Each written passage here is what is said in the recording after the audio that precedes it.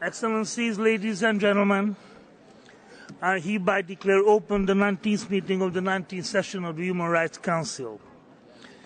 We will now continue with our interactive dialogue with the Working Group on Enforced or Involuntary Disappearances and the Special Rapporteur on Freedom of Religion or Belief.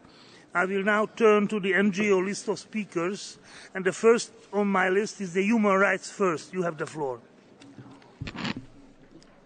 I am speaking on behalf of Human Rights First, dedicated to uphold the rule of law, combat discrimination, and to help ensure protection of fundamental freedoms for all.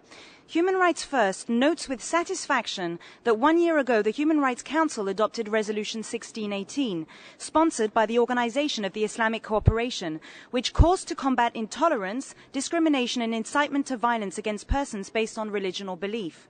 For the first time in over a decade, UN members agreed to work together to combat religious intolerance without referring to the harmful concept of defamation of religions.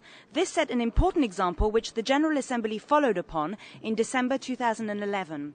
Sadly, no religious community in no region of the world is immune to hatred. That is why all governments must respect the spirit of Resolution 1618 to prevent and to reduce religious intolerance. Human Rights First believe that the best way to do this can be achieved through three sets of actions. Firstly, to combat violence caused by religious intolerance. Secondly, to confront hate speech by using means in line with international norms. And thirdly, to fight human rights abuses caused by blasphemy laws, which stifle freedom of expression and can be used to persecute religious minorities. Human Rights First is encouraged that Resolution 1618 gave birth to a new process, the Istanbul process. We hope that it will strengthen cooperation between experts who work in this field. Governments should share best practices on how to combat hatred.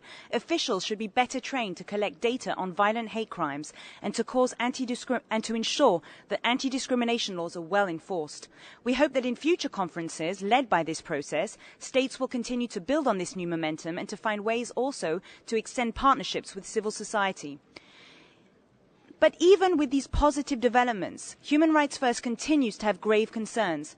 Despite this new UN consensus on Resolution 1618, brutality continues to be waged upon victims who are accused of blasphemy. It is ironic that the UN's diplomatic success has not improved religious freedom on the ground. Accusation of blasphemy continues to lead to arbitrary arrests against religious minorities and state-sponsored violence in the name of protecting Islam. Blasphemy laws are frequently invoked to stifle dissent and to harass rivals. Only recently, a 23-year-old Saudi blogger was deported from Malaysia while fleeing from his country to run for his life. His crime was to tweet on the Prophet Muhammad. He was caught, and he now faces execution for blasphemy in Saudi Arabia.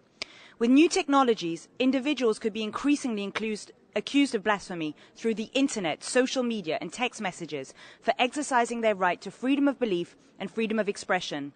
It is time to make sure that such flagrant human rights abuses stop, and in parallel it is time for governments to remain committed to implement Resolution 1618. We, Human Rights First, believe that both objectives can and must be achieved. Thank you, Mr. Chair. Thank you very much.